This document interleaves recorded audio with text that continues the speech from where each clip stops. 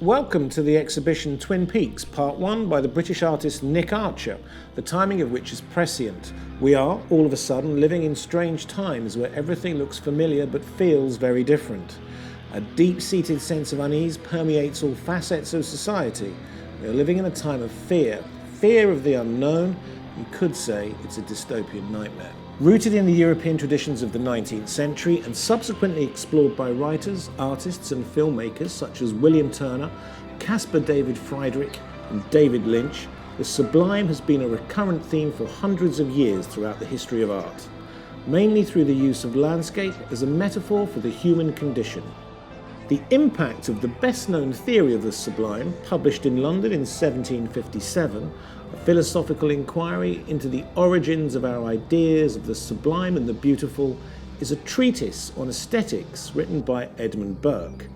It was the first complete philosophical exposition of separating the beautiful and the sublime into their own respective rational categories. It attracted the attention of prominent thinkers such as Denis, Diderot and Immanuel, Kant, and was hugely influential on the arts, design and architecture. The American David Lynch is best known for writing and directing sublime films such as Eraserhead, Blue Velvet and Mulholland Drive, which are often regarded by critics as among the best films of their respective decades, and most notably for his cult television series Twin Peaks. These works led him to being labelled the first popular surrealist, with a style of cinematographic film that was marked by a mood of pessimism, fatalism and menace. It was this distinct genre that helped to cement in the minds of a generation the term dystopian and highlighted the modern contradiction of living with a deep-seated sense of internalized psychological unease while simultaneously presenting an outgoing and positive veneer. Throughout Lynch's career, there has always been a dense crossover of shamanism, apocalypsism, Native American mythology, biblical demonology, Masonic philosophy, Crowleyanism, theosophy, surrealism, film noir, eerie soundscaping, absurdist juxtapositions, classic Hollywood Americana, and last but not least, alchemy.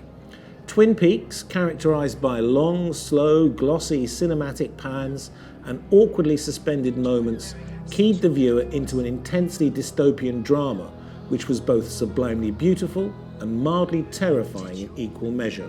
In a similar manner, nickarcher uses both film and photography as source material for his sublime landscapes, which eloquently reflect memory and imagination, mysterious frozen moments of revelation, and a sense of dislocation and dystopian drama. With a depth of vision and a scale of multi-layered meanings, nickarcher's paintings possess a Lynchian quality that suggests a vision of a world in crisis, a journey at an end. His seemingly enchanted and technically brilliant landscapes are influenced by the fairy tales and children's literature such as Snow White and Alice in Wonderland.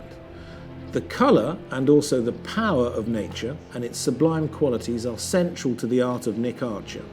With a dominant colour in any composition and another colour which reacts against it, the artist is looking for a balance between harmony and discord, and for colour to create an atmosphere of beauty and yet menace.